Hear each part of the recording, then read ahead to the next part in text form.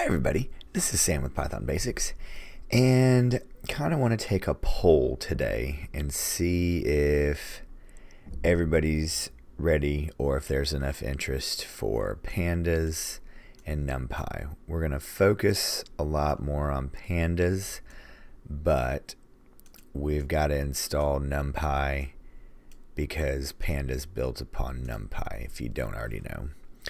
So, kind of just getting a feel of things. Have had only one request for this because this is becoming really specific, and I don't want to bombard you guys with anything you're not interested in. This isn't what I want. This is what you guys want and need.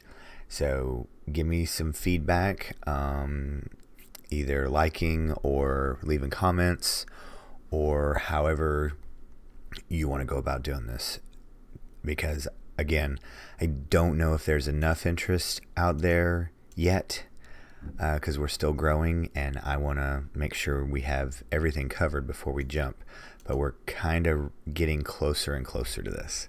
So hope everyone is well. Thanks for watching as always.